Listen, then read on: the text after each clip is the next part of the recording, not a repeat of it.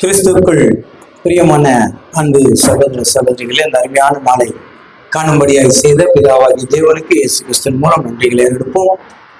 இந்த நாளிலும் தேவனுடைய பெரிதான கிருபையினாலும் அவருடைய இரக்கத்தினாலும் அவருடைய காரணத்தினாலும் நாம்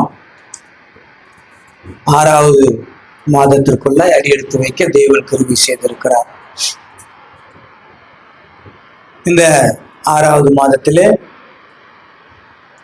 கொஞ்சம் பொருளாதார தேவைகள் மிகவும் ஒவ்வொரு குடும்பத்திற்கும் சிக்கலான ஒரு நேரத்திலும் அவர் நம்மை கொண்டு வந்து இங்கே சேர்த்திருக்கிறார்.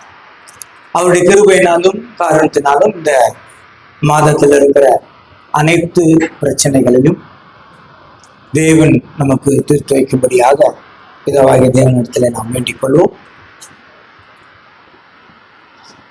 கிறிஸ்துவுக்குள் வருவது, அதாவது கிறிஸ்துவராவது ஒரு வளர்ச்சி. கிறிஸ்துவுக்குள்ள ஒருவர் அந்நியராயிருந்து அவன் கிறிஸ்துவனாய் வருகிறது ஒரு வளர்ச்சி.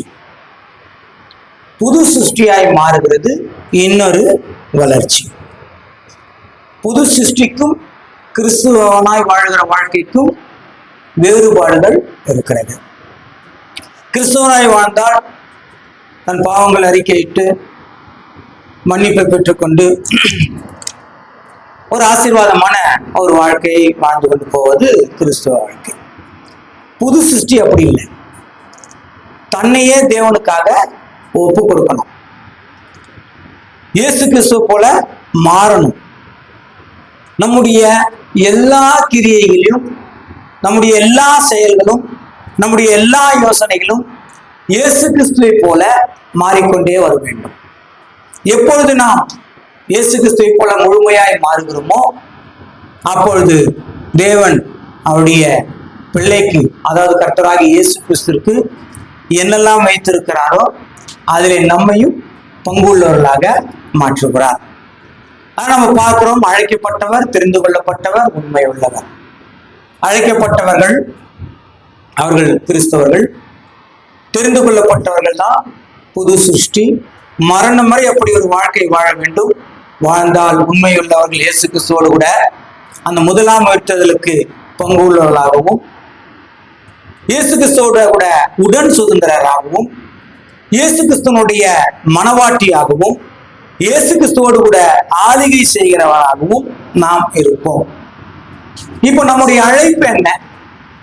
நாம் கிறிஸ்துவர்களாய் வாழ்வதற்கா அல்லது புது சிருஷ்டியாய் மாறுவதற்கா தேவன் என்னை எதற்கு அழைத்திருக்கிறார்? அதுதான் இன்றைக்கு நம்ம பார்க்க இருக்கிறோம். எதற்காக தேவன் என்னை அழைத்திருக்கிறார்? அழைக்கப்பட்டவர்கள், தெரிந்து கொள்ளப்பட்டவர்கள், உண்மையுள்ளவர்கள் என்று 3 கூட்டம் இருக்கும்போது நாம் எந்த கூட்டத்திலே இருக்கிறோம் என்று பார்த்தா, நாம் அழைக்கப்பட்டவர்கள் இப்பொழுது தெரிந்து கொள்ளப்பட்ட கூட்டத்துக்கு இருக்கிறோம். இந்த தெரிந்து கொள்ளப்பட்டவர்கள் தான் புது சிருஷ்டியாக வாழ வேண்டும் என்று தேவன் சொல்றார். இப்போ நம்ம வாழ்க்கையில இந்த புது சிருஷ்டியுடைய வாழ்க்கை எப்போ மனசார நாம் ஞானஸ்நானம் எடுத்தோமோ, அதாவது கிறிஸ்துவராவதற்கு ஒரு ஞானஸ்தானம் உண்டு, புது சிருஷ்டி ஆவதுக்கு ஒரு ஞானஸ்தானம் உண்டு. அதனால 2 ஞானஸ்தானமான்னு கேட்காதீங்க, ஒரே ஞானஸ்தானம் தான். ஆனால் இன்றைக்கு உலகத்துல 2 ஞானஸ்தானம் மாதிரி ஆயிடுச்சு. எப்படி என்றால், ஒருவன் வேறு மதத்திலிருந்து வந்தா நீ கிறிஸ்துவன் ஆயிடு, உடனே ஞானஸ்தானம் எடுத்துருன்னு சொல்லி தொன்னில மொழிக்கு என்ன பண்ணிடுறாங்க, எடுத்துடுறாங்க. ஆனா பைபிள்ல நீ இயேசு கிறிஸ்துவுக்கு சீடராக்கி அந்த சீடருக்கு ஞானஸ்தானம் கொடுங்கள் என்று வேதத்துல தெளிவா இருக்கு. இயேசு கிறிஸ்துக்கு சீடர் ஆகாமல் இயேசுவேன்னு சொன்ன உடனே நாங்க ஞானஸ்தானம்ன்றது வந்துருச்சு. இதுதான் ஒரு கிறிஸ்துவரா இருக்கிறதுக்கான ஞானஸ்தானம் ஆயிடுச்சு. தேவன் கொடுத்த ஞானஸ்தானம், பாவம் மன்னிப்புக்கு என்று கொடுத்த ஞானஸ்தானம். ஆனால் இயேசு கிறிஸ்து ஒரு பாவமும் செய்யலையே, அவர் ஏன் ஞானஸ்தானம் எடுத்தார் அப்படின்னா, அதுக்கு நிறைய அவரு நம்மளுக்கு அடையாளமா இருக்கிறதுக்கு அப்படிலாம் சொல்றாங்க. ஆனா பைபிள்ல பார்க்கும்போது இப்பொழுது எனக்கு இடம் கொடு, நான் எல்லா நீதியும் என்ன பண்ணோம், நிறைவேற்ற வேண்டும் என்றுதான் இயேசு கிறிஸ்து சொன்னாரே தவிர சரிங்களா? நான் பாவி என்றோ அதுக்காக வந்துட்டு ஞானஸ்தானம் எடுக்கணும்னா சொல்லல. ஏன்னா யோவான் கொடுத்த ஞானஸ்தானம் பாவ மன்னிப்புக்கன்று, இயேசு கிறிஸ்து எடுத்த ஞானஸ்தானம் பாவ மன்னிப்புக்கன்று இல்லை.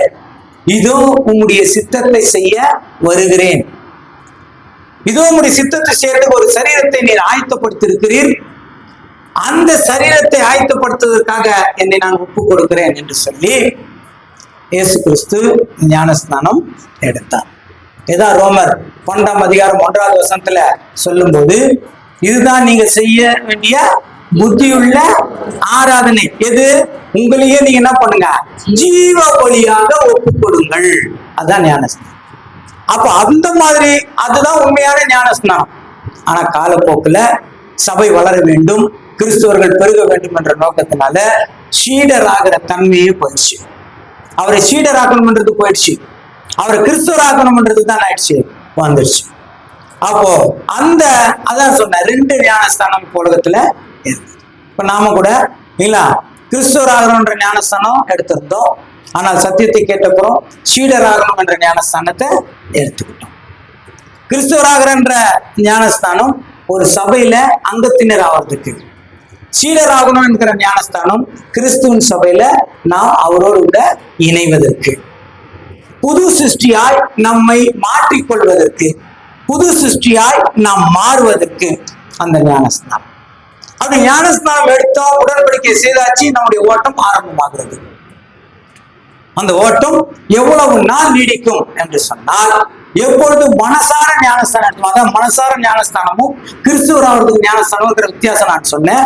மனசார ஞானஸ்தானம் என்பது, தேவனே இன்று முதல் நான் உமக்காக இருக்கிறேன், இயேசு கிறிஸ்துவை போல நான் மாறுவேன், நீ சொன்ன எல்லா வாக்குகளையும் நான் கை கொண்டு நடப்பேன். இயேசு கிறிஸ்து சொன்னது போல, தகப்பனையாவது தாயாவது மனைவியாவது பிள்ளையாவது வீட்டையாவது விடுவதற்கு நான் தயாரா இருக்கிறேன். இந்த உலகத்துல நான் அன்பு கூறவில்லை, நான் உம்மிடத்துல அன்பு கூறுகிறேன். இந்த பூமியில நான் இருக்கும் வரை நீ என்ன செய்ய விரும்புகிறீரோ அதை நான் பெற்றுக்கொள்கிறேன். எனக்கு என்று ஒரு ஃபியூச்சர் கிடையாது. நான் சிறை சேதம் செய்யப்பட்டவனா இருக்கிறேன். இயேசு கிறிஸ்துவை தலையாய் அணிந்திருக்கிறேன். இயேசு கிறிஸ்துவோடு நான் நடப்பதற்கு என்னை நான் ஒப்பு கொடுக்கிறேன் என்று முதல்ல மனசார ஒரு ஞானஸ்தானம் எடுக்கணும். அந்த ஞானஸ்தானத்துக்கு அடையாளம் தான் தண்ணியில மூழ்கி இருக்கிற ஞானஸ்தானம். இதை நம்ம புரிஞ்சிட்டு ஞானஸ்தான சப்ஜெக்ட் அந்த கேட்டுட்டு அப்படிப்பட்ட ஒரு ஞானஸ்தானம் எடுத்து புது சிருஷ்டியின் வளர்ச்சிக்குள்ள நாம் அடி எடுத்து வைத்து நடந்து வருகிறோம். இது ஆதி சபையில நடந்தது. ஆதி சபையில இது தெளிவா தெரியும். ஆதி சபையில இவ்வளவு டீப்பா சொல்றோம்னு இல்லை, அவங்களுக்கு எல்லாம் தெரியும். அவங்க யோவானுடைய ஞானஸ்தானமும் தெரியும், கிறிஸ்துவுடைய ஞானஸ்தானமும் தெரியும். அப்போஸ்தலர்கள் வந்து கேட்கறாங்க, நீ எந்த ஞானஸ்தானம் எடுத்து, ஏன் பரிசுத்தாவியை பெறலன்னு கேட்கறாங்க.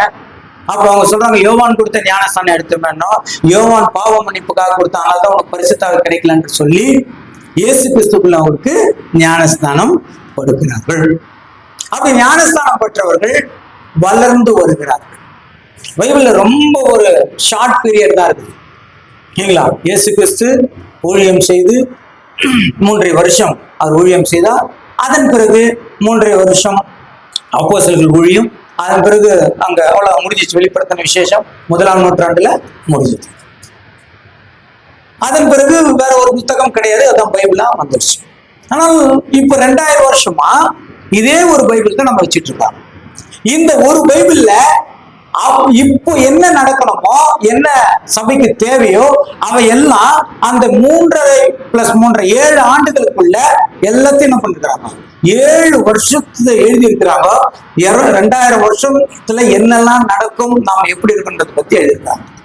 அப்போ ஆதி சபையில அப்படிப்பட்ட ஞானஸ்தானம் எடுத்து வளர்ந்து வருகிறார்கள். சுமார் அவர்கள் ஒவ்வொருவரும் இயேசு கிறிஸ்துவின் காலத்துல இருந்து எடுத்துக்கொண்டோமானால் கூட ஒரு 4 வருடங்கள் அவர்கள் வளர்ந்திருக்கிறார்கள். அந்த 4 வருடங்கள் போகிற போது அப்போஸ்தலர் பவுல் அவர்களுக்கு ஒரு எச்சரிப்பு கொடுக்கிறார். கலாத்தியர் 6ஆம் அதிகாரம் 4வது வசனம். கலாத்தியர் 6:4.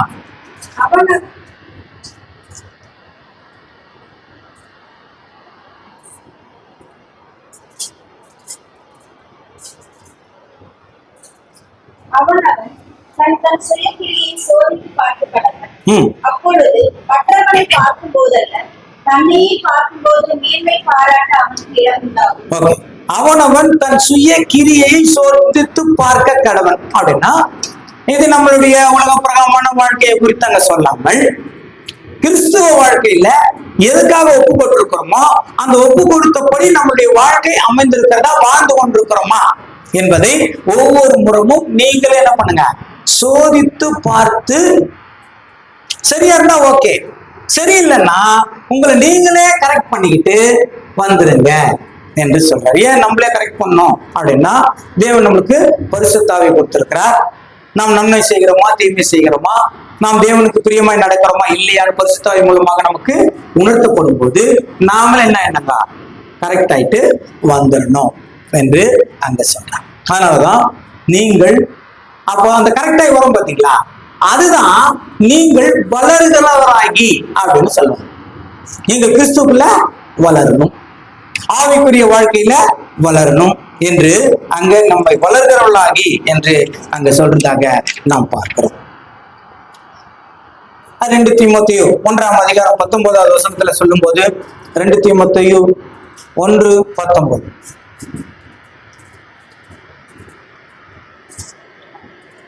2 தீமோத்தேயு 1:9 அவர் நம்முடைய கிரியையின்படி நம்மை ரட்சிக்காமல் தம்முடைய தீர்மானத்தின்படி ஆதி காலம் முதல் கிறிஸ்து இயேசுவுக்குள் நமக்கு அருளப்பட்ட கிருபையின்படி நம்மை ரட்சித்து பரிசுத்த அழைப்பினாலே அழைத்தார். பரிசுத்த அழைப்பினாலே, நம்மளுடைய அழைப்பு பரிசுத்த அழைப்பு. யார நம்ம சோப் போட்டு முகம் கழுவுன்னு சொல்லுவோம் இல்லைங்களா? அழகா இருக்கிறவங்கள சொல்லுவோமா? சொல்ல மாட்டோம் இல்லைங்களா? கொஞ்சம் மண்ணு கையெல்லாம் கொஞ்சம் வெறுத்து கொட்டுதுன்னா அவங்க என்ன பண்ணுவோம், கொஞ்சம் சோப் போட்டு கழுவு. அப்ப இங்க பரிசுத்த அழைப்புன்னா என்ன நிலைமையில இருந்திருக்கிறோம்? பரிசுத்தம் இல்லாத நிலைமையில இருந்திருக்கிறோம். இப்ப நம்மளை கூப்பிடுறாரு, நீங்க பரிசுத்த அழைப்புக்கு என்ன பண்ணுங்க, வந்துருங்க. அந்த பரிசுத்த அழைப்புக்குள்ள வந்து தேவனுடைய வார்த்தையின்படி அவர் சபைக்கு, அதாவது கிறிஸ்துவர்களா இருக்கிற நமக்கு, குறிப்பா இயேசு கிறிஸ்துவனுடைய சீடனாய் இருக்கிறவருக்கு என்னெல்லாம் செய்யணும்னு சொல்லி இருக்கிறாரோ அதை கை கொண்டு நடந்தால் நாம் பரிசுத்தமான வாழ்க்கைக்குள்ள என்ன பண்ணிடுவோம், போயிடுவோம் என்று அங்க சொல்றதாக நாம் பார்க்கிறோம். அது 2 தெசலோனிக்கர் 2:14 கூட அதை பற்றி பார்க்கலாம். நீங்கள் நம்முடைய கர்த்தராகிய இயேசு கிறிஸ்துவின் மகிமையை அடையும் பொருட்டாக பாருங்க, அவருடைய மகிமைக்கு இந்த அழைப்பு, இந்த பரிசுத்தமாகுதல், இந்த புது சிருஷ்டியினுடைய வளர்ச்சி, நம்ம நாமே ஆராய்ந்து பார்த்து கொள்வது எல்லாம் எதுக்காக அப்படின்னா, எதுக்காகங்க? நீங்கள் நம்முடைய கர்த்தராகிய இயேசு கிறிஸ்துவின் மகிமையை அடையும் மகிமை, அவருடைய மகிமையை. இது ஒரு சின்ன எங்கேயோ ஒரு முதலமைச்சர் ஆகிறதோ, பிரதமர் ஆகிறதோ, கவர்னர் ஆகிறதோ இல்லைங்களா, அது கிடையாது. இது கிறிஸ்துவனோட கூட மகிமை அடைவதற்கு, அந்த மகிமைக்கு போறதுக்கு இங்க நம்மளுக்கு என்ன நடக்குதுங்க, ட்ரைனிங்கும் பிராக்டிஸும் நடக்குது.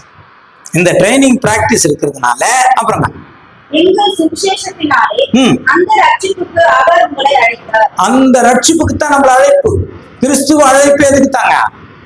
அவரோடு கூட அவரை போல அந்த மகிமைக்கு, அதுதான் கிறிஸ்துவனுடைய ரட்சிப்பு, கிறிஸ்துவனுடைய நோக்கம், செயல். அதனால்தான் அங்க கொலோசியர்ல சொல்லும் போது மேலானவைகளை தேடுங்கள், அவருடைய வலது பட்சத்தில் இருக்கிறதை தேடுங்கள் என்று சொல்றதுக்கெல்லாம் காரணம் என்னன்னா, கிறிஸ்துவனுடைய வாழ்க்கை அல்லது கிறிஸ்துக்காக ஒப்புக்கொடுத்தவருடைய வாழ்க்கை ஒவ்வொரு நாளும் எதை நோக்கி போக வேண்டும் என்றால் இயேசு கிறிஸ்துவின் நோக்கி தான் நம்முடைய வாழ்க்கை இருக்கும்.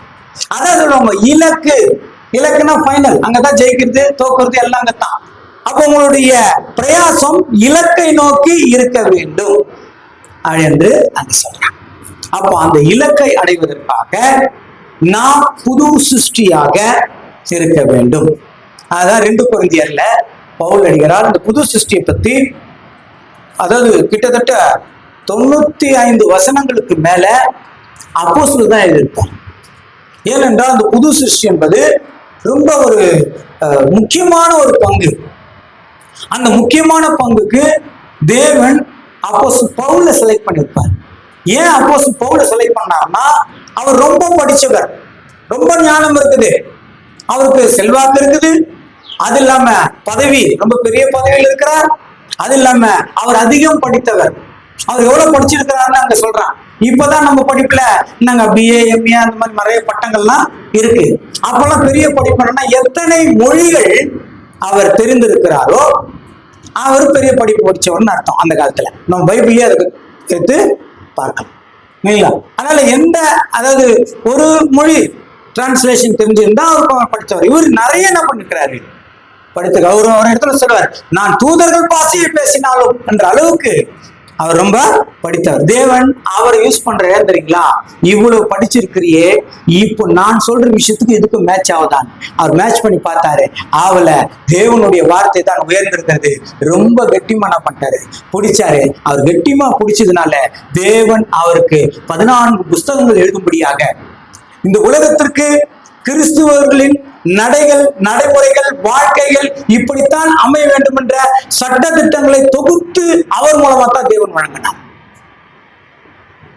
அநேகர இஸ்லாமியர்கள் கூட சொல்லுவாங்க, நீங்க என்ன தேவனுடைய வார்த்தையை ஃபாலோ பண்றீங்க இல்லைங்களா, நீங்க சொல்ற வசனம் நாங்க சொல்லுங்க, யார் எழுதுந்து, அப்போஸ்தலன் பவுல் எழுதுந்து, அப்போ பவுலுடைய வார்த்தையை தான் நீங்க ஃபாலோ பண்றீங்கன்னு. ஏன்னா அதை நிரூபிப்பாங்க. அங்க என்ன போட்டுக்கிறாரு ஃபர்ஸ்ட்ல, நீங்க எந்த புஸ்தகமும் ஃபர்ஸ்ட் பேஜ்ல எடுத்தோம்னா 1 கொரிந்தியர் எழுதினாங்க என்ன இருப்பாங்க இல்லைங்களா, நிருபம் அப்படின்னு இருக்கும். நிருபம்னா லெட்டர், அவ்வளவுதான்.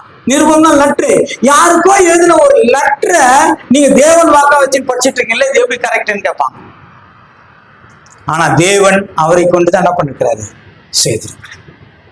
அவரை கொண்டுதான் அவர் மூலமா தான் நிறைய விஷயங்களை நாம் கிறிஸ்துவ வாழ்க்கைக்கு வளர்த்து செஞ்சிருக்கிறார். எழுதின அவருக்கு தெரியவே தெரியாது. 2000 வருஷத்துக்கு அப்புறம் இதுதான் கிறிஸ்துவ சட்டமாக இருக்கும் என்று அவருக்கு தெரியவே தெரியாது. புதிய ஏற்பாடு என்று ஒன்று வரும், அதுல நாம் எழுதின புத்தகங்கள் தான் முக்கியத்துவம் வரும்னு அவருக்கு தெரியவே தெரியாது.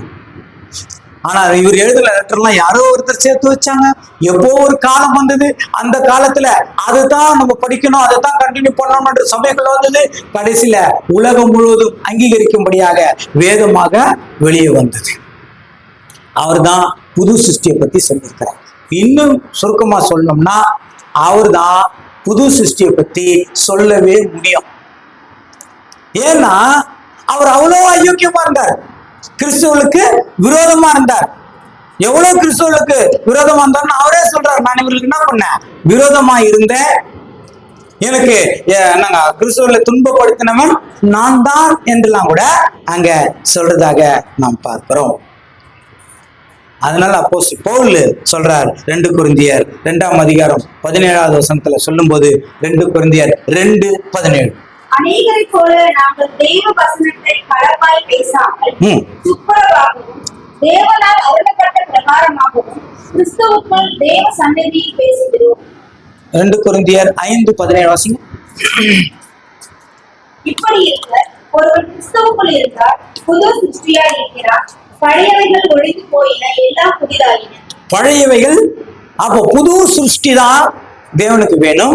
புது சிருஷ்டினா ஒரு பழைய மனுஷனை செலக்ட் பண்ணி அவனை புதுசாக்கி தேவனோடு கூட ஒப்புரவாக்குதல், அதுதான் புது சிருஷ்டி. அதனாலதான் பழைய மனுஷன் வேணும் தேவனுக்கு, ஆனா அவன் பழைய மனுஷனா இருக்கக்கூடாது. புரிஞ்சுங்களா? பழசுதான் வேணும், ஆனா நான் பழசா இருக்கக்கூடாது. ஒரு இடத்துல சங்கீதம் புஸ்தகத்துல சொல்லும் போது ஒண்ணு சொல்லுவாங்க இல்லைங்களா, உன்னுடைய இருதயத்தை தான் தேவன் என்ன பண்றாரு, கேட்கிறாரு. அதுக்கு சங்கீதக்காரன் சொல்லுவாரு, என் இருதயம் மகா கிறுக்கும் கேடுள்ளதுமா இருக்குது. ஆனா தேவன் சொல்றாரு, அந்த இருதயத்தை எனக்கு கொடு, நான் சுத்தமுள்ள இதயமா என்ன பண்றேன், மாற்றி கொடுக்கிறேன். அப்படியே நாம் எந்த அளவுக்கு பழசா இருக்கிறோமோ நம்மை சுத்திகரிக்கிறதுக்காக கிறிஸ்துவோடு கூட நம்மை ஒப்புரவாக்கி நம்மை வழிநடத்துவதற்காக புது சிருஷ்டி என்னும் ஒரு பகுதியை நமக்கு கொடுத்து இதிலே உங்களுடைய வாழ்க்கையை தொடருங்கள். எப்படி? ஒருவன் கிறிஸ்துவுக்குள் இருந்தால், அதான வருதுங்க, ஒருவன் கிறிஸ்துவுக்குள் இருந்தால், கிறிஸ்துவுக்குள்னா அவர் சொன்ன வார்த்தையை கை கொண்டு நடக்கிறவர்களா இருக்கும் போது, அவர் தான் புது சிருஷ்டி என்று அங்க சொல்றதாக நாம் பார்க்கிறோம். அந்த புது சிருஷ்டி அப்படின்னா அவர் பழசுதான் இல்லைங்களா? ஒரு இடத்துல 1 கொரிந்தியர் 5ஆம் அதிகாரத்துல சொல்லும் போது அவர் பழசுதான். அவர் எப்படியாப்பட்ட மாவா இருக்கிறாருன்னா புளித்த மாவா என்ன பண்றாருங்க இருக்கிறார். அதை வாசிக்கலாங்க. 1 கொரிந்தியர் 5:7. புளிப்பில்லாதவர்களாய் ஏங்க, அப்ப புளித்த மாவு தான் இப்ப என்ன புளித்த மாவு மாறணும். புளிப்பில்லாதவர்களாய் எப்படிங்க? இப்போ நம்ம பழைய ஏற்பாடுல 1ஆம் உலகம் இல்லைங்களா அழியும் போது அங்க சூரியனுக்கு மேல நம்ம பார்த்திருக்கிறோம் ஒரு வாட்டர் லேயர் இருந்தது. சூரியனுக்கு கீழே பூமிக்கு மேல அந்த வாட்டர் லேயர்ல இருந்த தண்ணி எல்லாம் பூமியில வந்துடுச்சு. பூமி ஃபுல்லா தண்ணியில நிரம்பி போச்சு.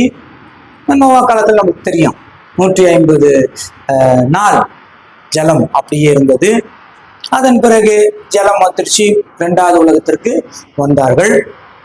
2வது உலகத்துல வந்த உடனே புளிப்பு வந்துருச்சு. 2வது உலகத்துல புளிப்பு வந்துருச்சு. ஏன்னா சூரியனுடைய ஒளிக்கதை டைரக்டா பூமியில படுறதுனால பால் தயிரானது. இப்போ தயிர் பால் ஆகுமா? ஆகாது. ஆனா தேவன் சொல்றாரு, உன்னுடைய புளிப்பு என்ன பண்றேன் எடுத்துருவேன், புளிப்பு இல்லாதவர்களா நீங்களே மாறிடுங்கன்றாரு. எப்படி? இயேசு கிறிஸ்துவோடு கூட நாம் இருந்தால். அதான் சொல்றாங்க. மறுபடியும் வாசிக்கலாம். நீங்கள் புளிப்பில்லாதவர்களாய் இருக்கிறபடியே புதிதாய் பிசைந்த மாவாய் இருக்கும்படிக்கு பழைய புளித்த மாவை புறம்பே கடித்து போடு. பழைய புளித்த மாவை புறம்பே என்ன பண்ணுங்க? பழைய புளித்த மாவு வேண்டான்ற. பழைய புளித்த மாவுனாங்க துர்குணம், பொல்லாப்பு, இதெல்லாம் பழசு. இப்போ அது என்ன பண்ணக்கூடாது? இருக்க கூடாது. ஆனா ஒரு வாய்ப்பு மட்டும் இருக்குது. அப்படி இருந்தாலும் நம்ம என்ன பண்ணலாம்? இப்போ மாற்றிக்க முடியும். இது நீங்க எடுக்கணும். ஏன்னா புது சிருஷ்டினுடைய வளர்ச்சி என்றாலே எடுத்தாங்க. பழைய புளித்த மாவை என்ன பண்ணுங்க? புறம்பே தள்ளணும், கலைந்து போடுங்கள். அப்ப பழைய புளித்த மாவு எங்க சொன்னாங்களா? அதே 2 கொரிந்தியர் 4ஆம் அதிகாரம் 16வது வசனத்துல இன்னும் தெளிவா அங்க பவுலடிகளார் சொல்றார். ஆனபடியினாலே நாங்கள் சோர்ந்து போகிறதில்லை. எங்கள் புறம்பான மனுஷனானது அழிந்து உள்ளான மனுஷனானது நாளுக்கு நாள் புதிதாகிறது. நீங்க புறம்பான மனுஷன்னா வெளி தோற்றம்னா இவன் தாடிலாம் வச்சிருக்கிறேன், இந்த மனுஷன் அழிந்து ஒரு தடவை சொன்னாங்க. நீங்க மெசேஜ் எடுக்கணும்னா இல்லைங்களா, எங்களுடைய ஆன்லைன்ல மெசேஜ் எடுக்கணும்னா தாடி என்ன பண்ணுங்க ஏத்துறேன். நான் தாடி எடுக்க மாட்டேன்னு டேவிட் பிரதர் சொல்லிட்டாங்க. நீங்க எடுக்கிறீங்க தாடி எல்லாம் எடுத்து நல்லா இருக்கிறீங்களா? அவர் தாடி வச்சீங்க ரொம்ப கேவலமா இருக்கிறாருன்ட்டாங்க. யார்கிட்டயே சொல்லிட்டாங்க நீங்க அன்டீசென்டா இருக்கிறீங்கன்ட்டாங்க. தாடி வச்சு அன்டீசென்டா. இதுதான் எதுங்க புறம்பான? அது கிடையாது. இந்த தோற்றம் புறம்பான மனுஷன் கிடையாது. இல்லைங்களா? புறம்பான மனுஷன்னா இந்த மேல் தோற்றத்தை பாக்குறது இல்ல. அங்க பைபிள்ல புறம்பான மனுஷன் எதை சொல்றாங்கன்னா, வசனம் மறுபடியும் வாசிக்கலாம். 1 கொரிந்தியர் 5ஆம் அதிகாரம் 17வது வசனம். இப்படி இருக்க ஒருவன் கிறிஸ்துவுக்குள் இருந்தால் புது சிருஷ்டியாய் இருக்கிறான். பழையவைகள் ஒழிந்து போயின, எல்லாம் புதிதாயின. அப்ப கிறிஸ்துவுக்குள் இருந்தால் பழையவைகள் என்ன அவங்க? அடுத்த வசனம் 2 கொரிந்தியர் 4:16. ஆனபடியினாலே நாங்கள் சோர்ந்து போகிறதில்லை.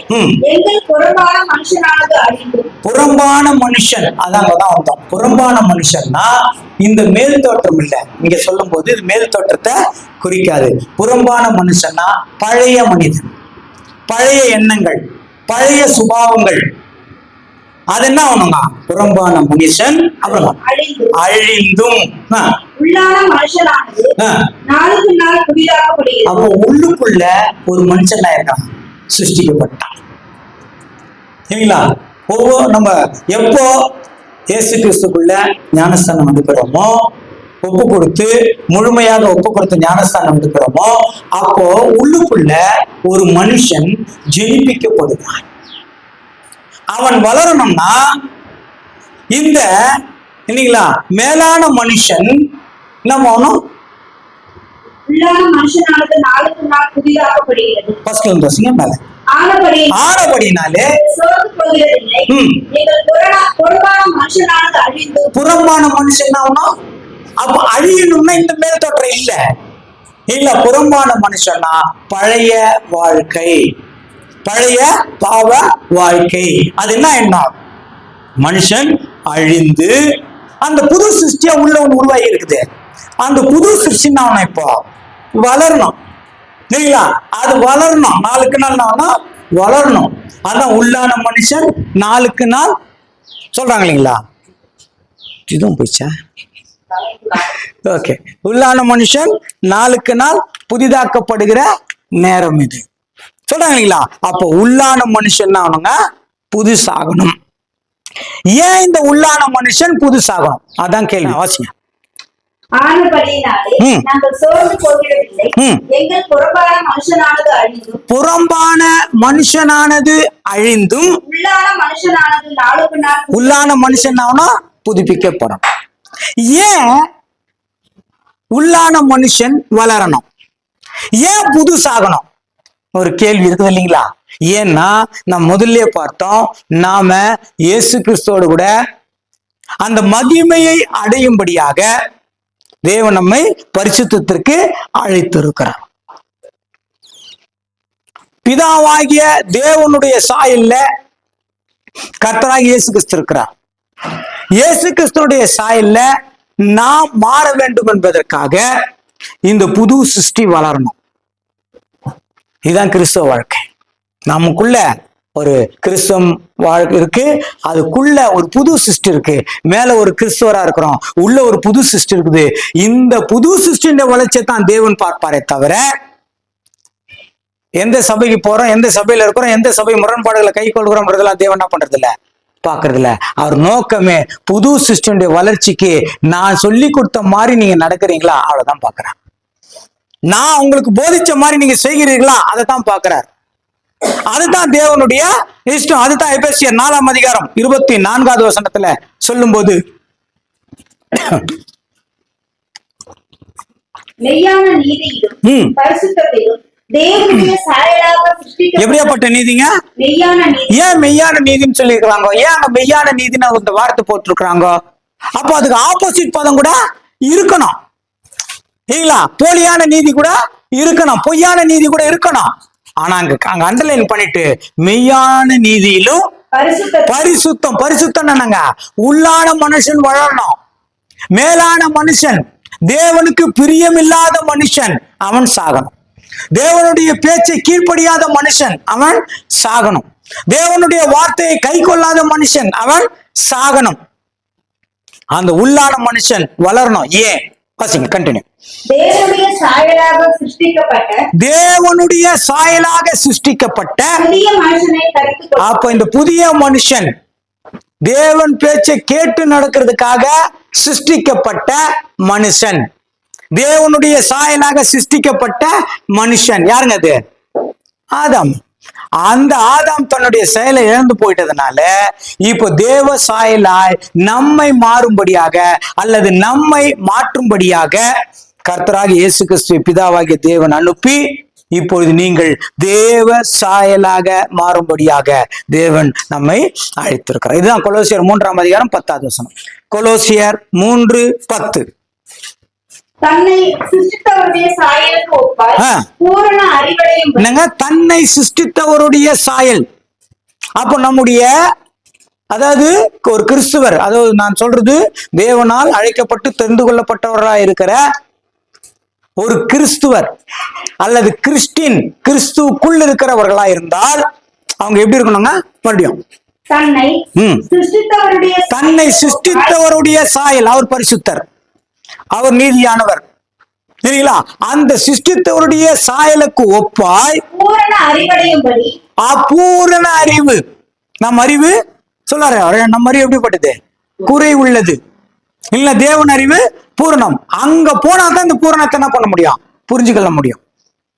அதுக்காகத்தான் அப்போஸ்தலன் பவுல் சொல்வாரு, எப்படியாகிலும் நான் எல்லாத்தையும் நஷ்டம் என்று எண்ணுகிறேன், குப்பையாக கருதுகிறேன். இதெல்லாம் வேணாம்ப்பா, அந்த அறிவு தான் எனக்கு என்ன வேணும்?